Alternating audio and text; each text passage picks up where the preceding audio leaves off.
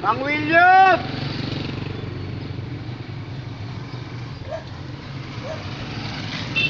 Iyaw ako. Ipakita mo yung ano, pakita mo yung ano, daanan to, pakita yung daanan.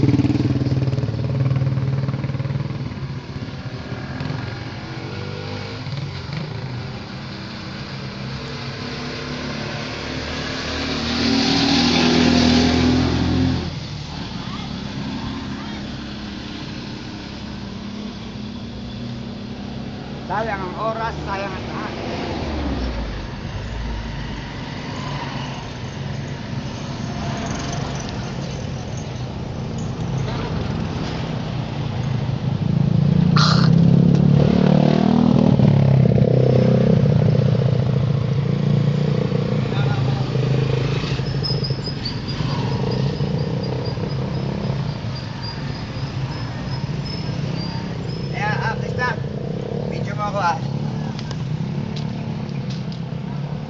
Ngayon po ay araw ng Biyernes, Friday.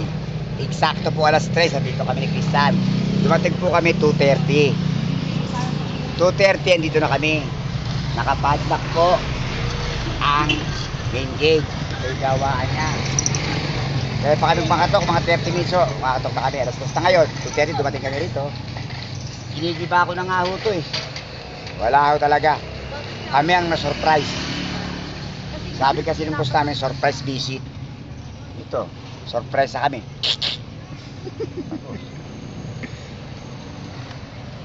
O, tina naman kami ito, putang ina.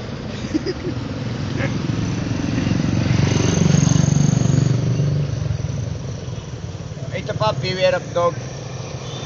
Pero yung aso, tignan yung aso. Mga galisin.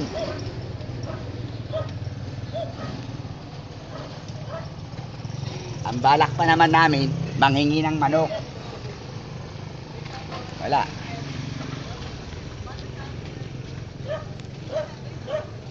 Dahil kung may tao dito, basta sa kawalan ng aso. Di ba?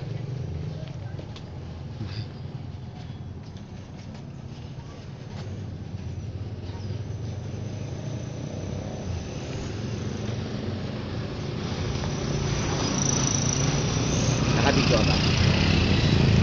Palagay ko wala akong gumagawa.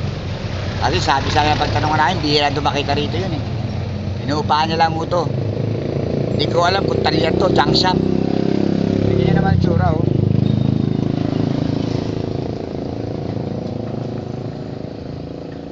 Tatawag ko ako ha.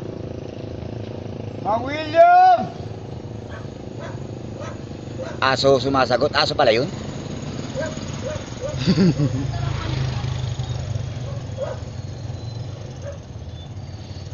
Diyan, tignan mo yung ano mo.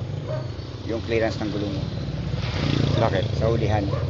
Tayo, pagkabanti mo mamaya.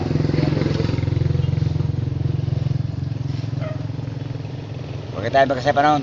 Makabalik tayo sa opisina.